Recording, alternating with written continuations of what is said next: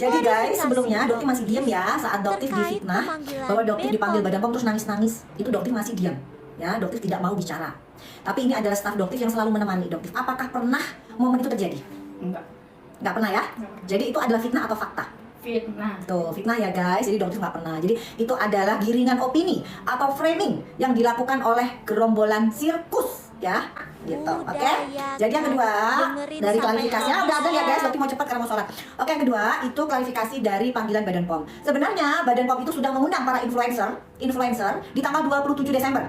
Ya, semuanya diundang. Jadi bukan hanya Doktif. Ya, banyak. Bahkan juga Doktif tahu beberapa influencer yang diundang itu pun Doktif tahu. Antara lain Prof Felix. Kalian bisa tanyakan ya ke Prof Felix ya, apakah Prof Felix diundang atau tidak, atau ke Dokter Nanang Masrani, atau ke Dokter Richard, atau ke dokter yang lain. Semuanya diundang. Hanya pada saat itu misal ke DRL beliau tidak bisa datang karena pada saat itu beliau liburan. Dan memang di akhir tahun itu kan banyak influencer juga yang libur gitu ya. Jadi memang akhirnya dirubah jadwalnya di awal Januari. Ya, jadi pertemuan dengan Badan POM itu bukan untuk menyidangkan Doktif, tidak ya, itu adalah bentuk interaksi. Nah, mungkin di sini kalian juga harus paham ya, jangan menyerang Badan POM. Kenapa? Badan POM adalah institusi negara yang harus kita jaga wibawanya ya. Badan POM di mata Doktif sampai detik ini adalah institusi negara yang tegak lurus. Ya, jadi nggak pernah, Badan POM tidak pernah menekan Doktif sama sekali. Ya, hai Badan POM, Dokter Taruna, ya, kita tidak pernah ada masalah apapun ya. Bahkan Doktif bersinergi dengan Badan POM juga, jadi tidak pernah ada masalah. Jadi jangan ada, mungkin kemarin sempat ada seperti misleading atau miskomunikasi ya, tapi tidak pernah ada masalah. Jadi untuk masalah motif, di sini Doktif juga mungkin bisa sedikit menjelaskan bahwa Doktif ingin persaingan dunia skincare itu menjadi bersih. Itu yang selalu Doktif katakan dari awal. Doktif mau dipanggil sama BPOM gara-gara Doktif udah meresahkan masyarakat. BPOM curiga kalau sebenarnya Doktif ini bukan hanya sekedar mereview, tapi ada motif lain. Mungkin motif ekonomi atau enggak pamoritas atau enggak persaingan bisnis mungkin. Ya udah panggil aja biar clear kan. Tapi jangan lupa panggil si Suneo juga. Karena sebelum adanya Doktif, si Suneo duluan yang suka nge-review-review produknya orang. Awalnya nge-review produknya orang, habis itu dia jualan. Dan produk yang dia jual itu enggak sesuai sama apa yang dia omongin. Tapi herannya si Suneo ini aman-aman aja gitu ya. Beda sama Doktif yang baru muncul aja udah pada bikin ketar-ketir. Jangan-jangan motif-motif yang tadi dicurigain ke Doktif itu sebenarnya yang emang selama itu dilakuin sama si Suneo. Please jangan bikin gua nyangka kalau sebenarnya si Suneo ini beneran kebal hukum.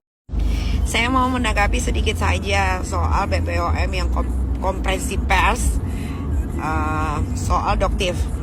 Saya mau balik bertanya sama bapak-bapak atau ibu-ibu yang bekerja di BPOM. Kalian kemana saja sampai bisa meloloskan owner-owner skincare yang menjual hidrokinon dan bermerkuri?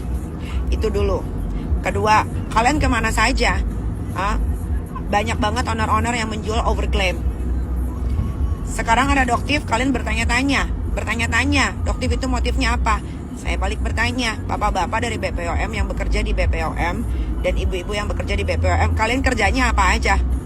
Kok bisa sih skincare berhidrokinon dan bermerkuri kalian loloskan BPOM-nya? Kok bisa sih skincare yang ingredients-nya tidak sesuai kalian bisa loloskan? Itu aja Pak, jawab dulu. Habis itu nanti pasti Doktif jawab. Doktif akhirnya dipanggil sama BPOM. Kepala BPOM bilang Doktif dan influencer yang lain mungkin bukan cuma ada niat review. Kalau dibilang beliau mungkin ada motif pamoritas, ekonomi, atau motif lain. Aku mau tanya juga, tapi aku takut lah nanti aku dipanggil pula. Motif BPOM baru ribut sekarang itu cemana ya gitu? Dari kemarin-kemarin kemana gitu? Ini lagi nyari apa? Nyari kebenaran, nyari pamor, atau apa gitu? Dari kemarin isu ini beredar, kenapa nggak muncul gitu? Nggak ada tindakan tegas. Kenapa produk yang berbahaya bisa lolos sampai ke masyarakat? Ini aku masih bahas skincare. Belum lagi yang kemarin obat sirup itu. Yang sirup itu bisa kita bilang, berapa anak yang jadi korban? Mereka dapat keadilan atau enggak? Tanggung jawab terhadap korban yang kulitnya rusak, yang ginjalnya rusak, itu cemana? Mungkin bisa dijawab ya? Saya melihat dokter detektif ini. Pertanyaan aku nih, seandainya Doktif nggak muncul, kita nih sebagai masyarakat Indonesia bisa nggak kita mendapatkan informasi, edukasi tentang kandungan skincare yang benar? Karena Bapak tahu sendiri, masyarakat Indonesia ini gampang banget terpengaruh. Ya, ada yang viral aja sedikit, udah beli. Tapi dia nggak tahu nih, nggak mengetahui bagaimana kandungan skincare yang disampaikan dengan yang tertera di kemasan. Nah, itu bisa nggak kita dapatkan edukasi-edukasi, informasi yang benar, yang jujur seperti itu?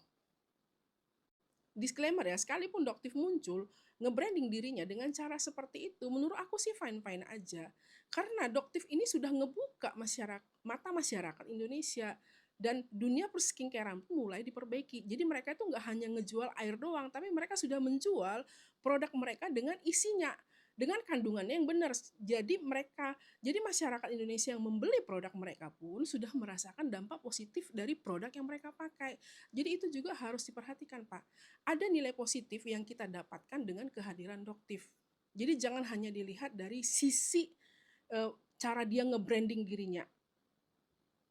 Satu hal lagi, Pak, sebelumnya owner-owner banyak yang mempromosikan produk mereka dengan cara flexing yang berlebihan. Nah, kemunculan Doktif ini kan menyadarkan hal itu juga, Pak. Karena ini cukup meresahkan masyarakat Indonesia sebenarnya. Dan hal ini juga memunculkan banyaknya owner-owner yang baru yang menciptakan produk-produk tanpa melihat isinya itu baik nggak dipakai oleh pembelinya. Yang isi kandungannya itu steroid, haki, dan yang lain-lain. Yang hal itu mungkin bisa merusak kondisi kulit wajah pemakainya. Satu lagi, terus kalau orang-orang dari BPOM yang bekerja di BPOM tahu bahwa ada owner-owner nakal yang menjual hidrokinon dan merkuri, kalian ngapain? Bukannya kayak saya nih, saya punya produk. Saya kalau mau bikin skincare, saya urus BPOM dulu, saya bayar. Yang saya lakukan sudah benar. Saya urus BPOM berserta saya masukkan ingredient saya. Harusnya kan begitu. Tapi kan kebanyakan sekarang, jangankan merkuri hidrokinon, yang overclaim aja seperti Sela Saukia ular aja, kalian gak bisa ngapa-ngapain. Kalian gak masuk ke ranah, gak ngelaporin owner-owner skincare yang nakal ke polisi tuh, buktinya mereka aman-aman aja. Sampai detik ini masih bisa tuh jual skincare berbahaya dan overclaim. Kalian ngapain? Coba, saya mau bertanya, berapa banyak tuh orang-orang yang memakai produk berbahaya, mukanya jadi hancur, ada yang sampai kena kanker kulit, ada yang sampai anaknya meninggal gara-gara merkuri dan hidrokinon plus overclaim. Dokter detektif ini belum ngerti betul. Bapak, mohon maaf ya, Bapak belum mengerti ya apa modus di balik topeng dokter detektif itu.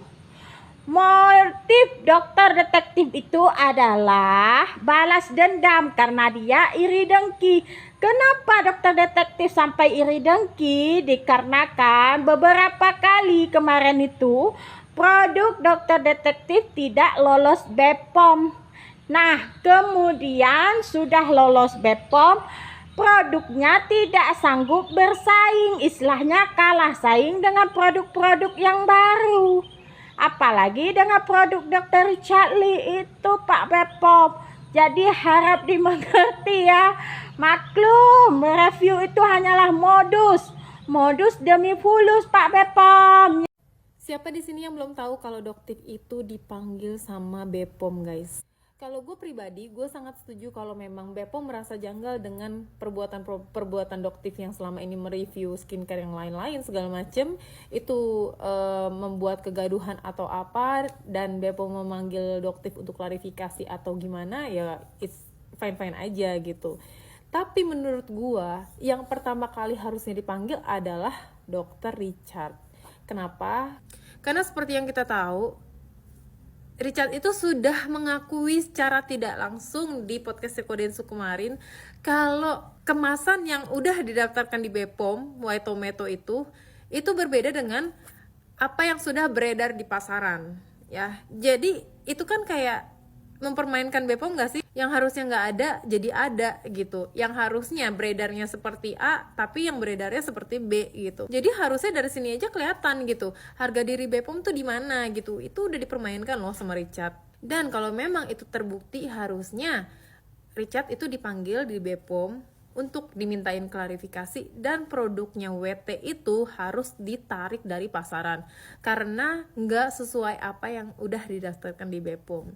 Jadi kalau misalnya Bepom itu mau memanggil Doktif, ya sah-sah aja. Cuma menurut gua logisnya adalah yang dipanggil duluan itu adalah Richard, bukan Doktif.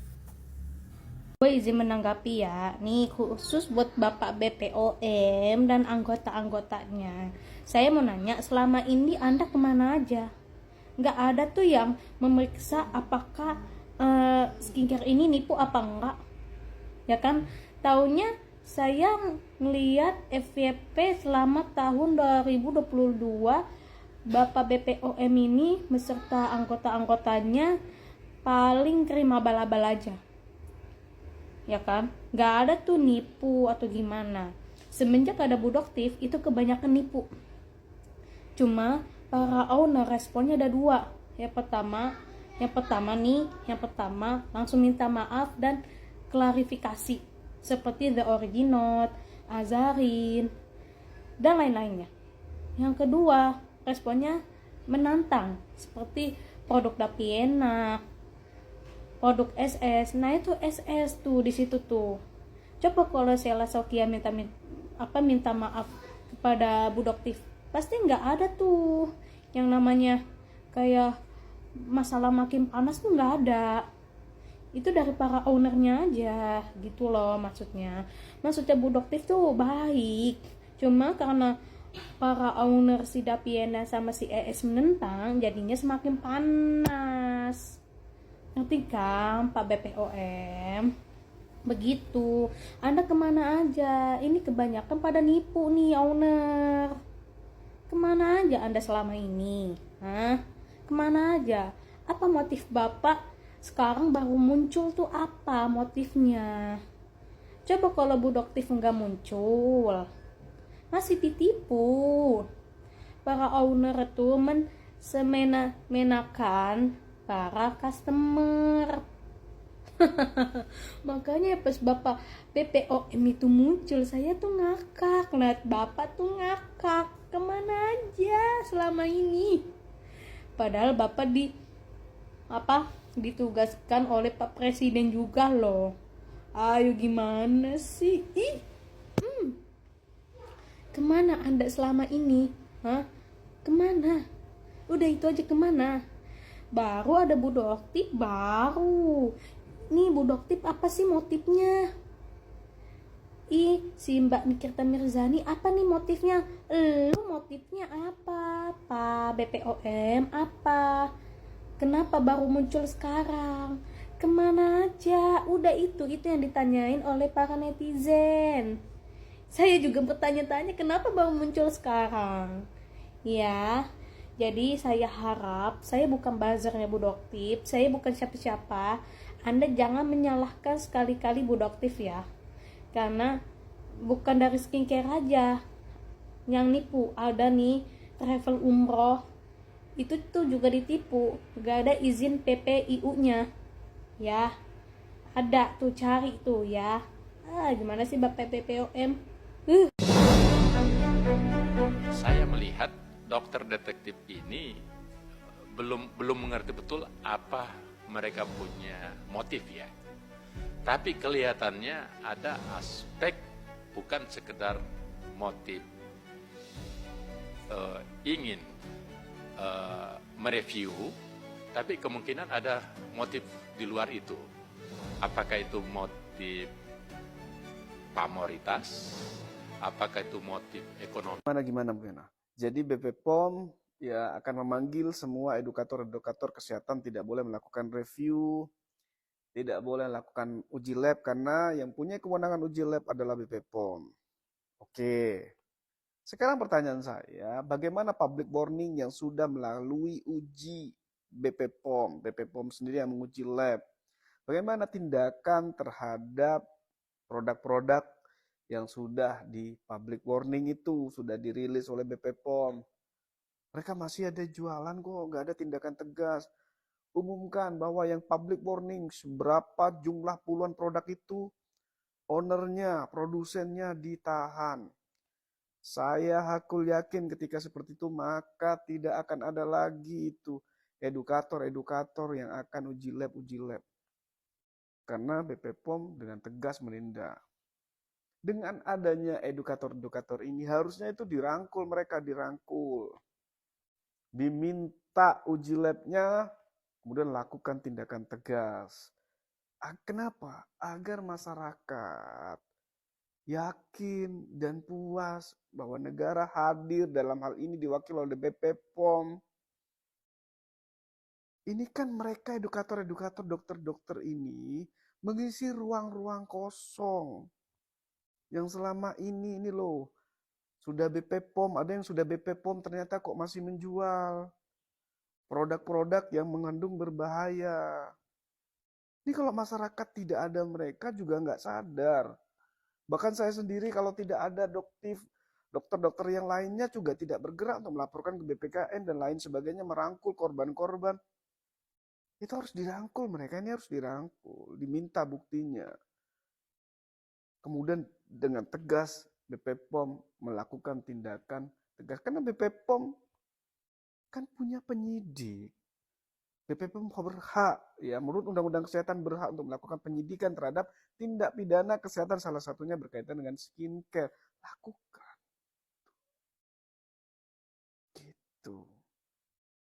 Ya, Bapak BP POM yang terhormat. Doktif mau dipanggil Bepom gara-gara sudah meresahkan masyarakat.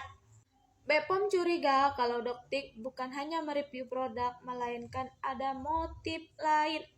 Mungkin motif ekonomi atau persaingan bisnis. Tapi ya demi masalah clear ya udah panggil aja sih, biar clear kan? Tapi sebelum itu Bepom juga harus diperiksa ya. Tugasnya ngapain aja, kok bisa? Kosmetik yang berbahaya tapi lolos Bepom. Dan lebih parahnya lagi obat-obatan juga lolos, padahal sudah terbukti mengandung obat-obatan berbahaya. Ingat, Bepom juga kecolongan soal obat-obatan sih yang bisa bikin anak gagal ginjal akut, yang menghancurkan anak balita, bahkan bisa sampai cuci darah. Mending selesain dulu kasus obat-obatan yang sekarang udah ditutup sama kasus lain. Kepala BPOM, dokter detektif akan kami panggil. Bepom ingin mengetahui motif apa yang direncanakan oleh Doktif ini. Apakah motifnya itu ekonomi ataupun persaingan bisnis ataupun apa itu? Aku ingin baca komentar aja ya.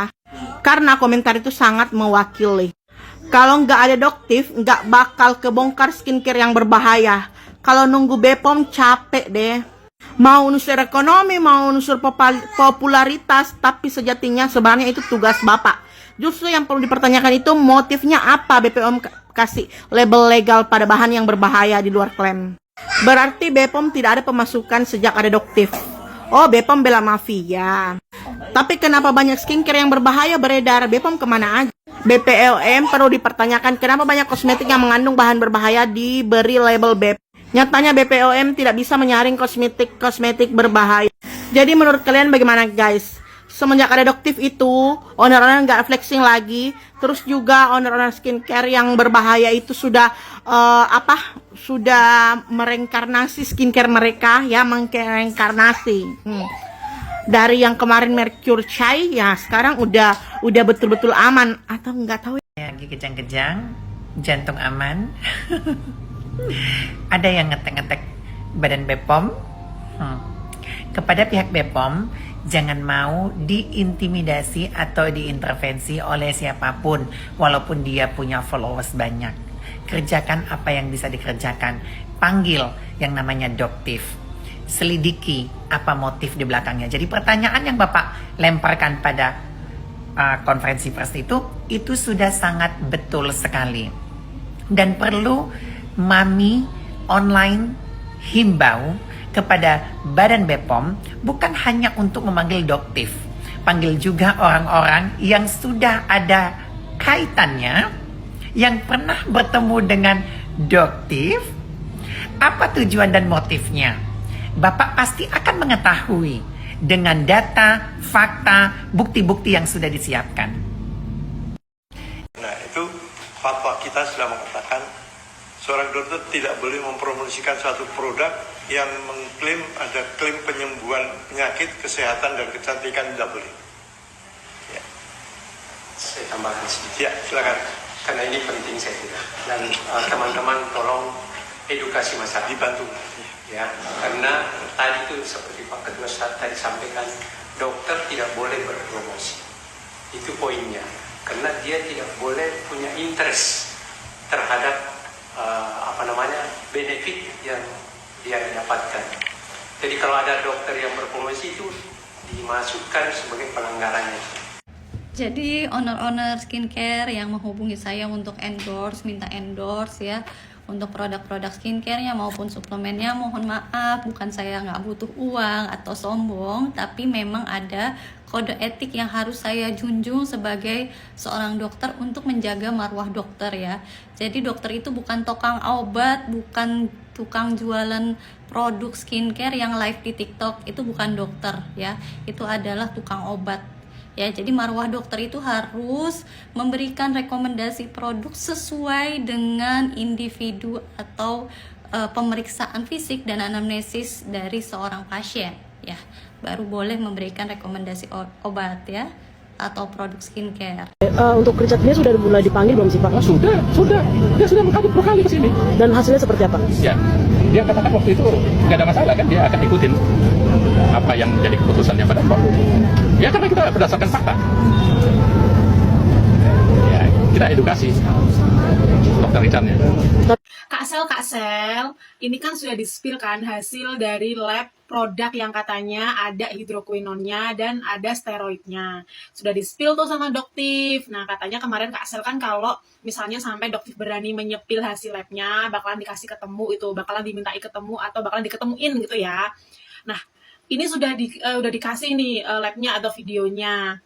Saran saya sih Kak Sel, mending langsung laporin aja ke polisi Kak Sel, kan ini termasuk pencemaran nama baik ya, kalau memangnya nggak benar kan kata Kak Sel kemarin itu produknya ini sudah di stop 2 tahun yang lalu, tapi kok ini kok masih beredar, berarti kan itu sebenarnya bukan kesalahan Kak Sel ya, orang Kak Sel yang sudah menyetop gitu, tapi kok masih beredar kan bukan kesalahan Kak Sel mungkin. Nah di sini bisa jadi pencemaran nama baik Kak Sel, mending langsung laporin aja ke polisi, nggak usah banyak drama Kak Sel, nggak usah ajak-ajak ketemu, buang-buang waktu Kak Sel ya. Ajak Doktif ketemu di kantor polisi atau di pengadilan aja, pasti lebih seru gitu loh. Kak Sel di situ bisa nunjukin bukti-bukti dari Kak Sel kalau Kak Sel itu tidak menyalahgunakan wewenang gitu, wewenang gimana ya, tidak menyalahgunakan obat-obat terlarang gitu deh, pokoknya kayak gitu. Nah nanti Doktif juga menunjukkan bukti gitu kan. Nah saya percaya pasti Kak Sel yang menang kalau ngelaporin Doktif, kan Kak Sel punya semua datanya, orang Kak Sel kan ownernya. Jangan Kak Sel, mending laporin aja ke polisi. Oke Kak Sel, ditunggu laporannya. Bye. Nih guys, keterangan Badan POM akan panggil dokter detektif Januari pekan nanti. Ngakak dengarnya. Terus kerjaan POM apa Badan POM lu? Ya, udah heboh segini banyak aja, coba lu lihat ya. Nama-nama owner masih banyak berkeliaran dan tidak ditangkap, serta peredaran barang-barang berbahayanya masih sampai detik ini. Terus pertanyaannya, Badan POM ngapain? Simak video ini guys. Tentang dokter detektif, kita mengerti, saya melihat dokter detektif ini belum mengerti betul apa mereka punya motifnya. Tapi kelihatannya ada aspek bukan sekedar motif ingin mereview, tapi kemungkinan ada motif di luar itu. Apakah itu motif pamoritas, apakah itu motif ekonomi, kami sedang dalami sekarang. Yang jelas kalau berdasarkan perintah undang-undang yang diberikan wewenang untuk melakukan pengawasan kosmetik itu, perintah undang-undang, yaitu lembaga resmi yang namanya Badan Pengawas Obat dan Makanan. Tidak pernah ditugaskan yang namanya dokter detektif itu. Nah, timbul pertanyaan, apa langkahnya Badan POM? Badan POM pertama tentu kita ingin panggil dokter detektif Badan POM untuk menanyakan motifnya, karena kita tidak tahu apa motifnya. Apakah karena persaingan bisnis atau motif lain, kita tidak tahu. Makanya kita panggil beliau, influencer-influencer, dan influencer ini kita akan panggil bukan hanya satu, tapi semua influencer-influencer. Dan kita punya program nanti menjelang ya ini karena awal tahun, belum akhir tahun, awal tahun depan, yaitu bulan Januari, kita akan panggil mereka, termasuk menanyakan motifnya. Jadi kalau pertanyaan ini bisa terjadi, apakah merupakan respon atau saingan Badan POM? Badan POM tidak pernah merasa mendapat saingan, karena satu-satunya lembaga yang diperintahkan oleh undang-undang yang resmi, baik itu Undang-Undang Kesehatan nomor 17, kemudian Peraturan Pemerintah nomor 28 tahun 2004 yang diperintahkan untuk pengawasan ini adalah lembaga resmi, itu namanya Badan Pengawas Obat dan Makanan. Jadi kita tidak punya saingan, dan lembaga negara harus menjalankan tupoksinya sesuai dengan aturan yang ada. Nah sekarang kan sudah mulai, saya mengerti ada keresahan di masyarakat tentang ini. Makanya kami sebagai lembaga negara akan memanggil mereka untuk mengklarifikasi apa sih maksud, tujuan, dan sebagainya. Nah, dari hasil klarifikasi itu kita bisa manifestasi dari program kami, yaitu komunikasi, informasi, dan edukasi. Kita punya program kerja seperti itu. Proses pembinaan, proses edukasi, proses cegah tangkal kita lakukan. Nah, nanti saya kira dengan Deputi 2 dan Deputi 4 akan memanggil mereka untuk mengklarifikasi. Karena kita tidak ingin masyarakat itu bingung, ya kan? Yang kedua, selain bingungnya itu bisa bermanifestasi. Jangan sampai kalau tidak tanpa dokter detektif berarti jasa itu kan ya bisa yang diberikan wewenang oleh undang-undang, yaitu Badan Pengawas Obat dan Makanan. Kami punya wewenang untuk itu, bukan otoritasnya ada di kami, ya kan? Nah, kemudian tentang packaging. Gimana menurut kalian guys? Ngotak banget nggak sih menurut kalian? Yang harusnya Badan POM panggil itu adalah owner nakal dan telah terbukti. Pertama, overclaim. Yang kedua, menggunakan zat berbahaya. Bukan dokter. Sekarang pertanyaannya simpel aja Badan POM. Pertanyaannya simpel aja. Kalau tidak ada dokter, apakah Badan POM tahu owner yang nakal atau pura-pura tidak tahu? Tulis di kolom komentar guys pendapat kalian. Kesel banget. Ada nggak sih wadah tempat melaporkan sebuah lembaga yang tidak berkompetensi? Apa sih bahasanya ya? Ya menurut saya tidak bekerjalah dengan baik gitu. Ya. See you. Sebanyak ini sitaan BPOM. BPOM kerjanya ngapain aja? Halo, hari ini aku diundang di konversi pers di kantor BPOM. Wow, ini baru kali pertama aku datang dan lihat langsung udah sebanyak ini brand yang disita. Padahal ini sitaan hanya dari periode Oktober sampai November tahun 2024 aja loh. Tapi sitaan ini bernilai 8,91 miliar. Sebagian besar kosmetik atau skincare ilegal yang ditemukan dipromosikannya secara online. Ini dia beberapa mereknya. Mayoritas kosmetik ilegal merupakan impor yang berasal dari Tiongkok, China, dan beberapa dari Malaysia, Thailand, Filipina, dan India. BPOM membeberkan bahwa dari hasil intensifikasi pengawasan dan operasi tindakan, ada sekitar 235 item atau 205.400 piece skincare yang berbahaya ditemukan di 4 wilayah, di antaranya di Jawa Barat, Jawa Timur, Jawa Tengah, dan Banten. Berita lengkapnya kalian bisa lihat di sini ya. Jadi gitu guys, BPOM kerja kok. Ditunggu ya BPOM gebrakan yang lainnya. Jangan kedulan orang lain terus. Gimana?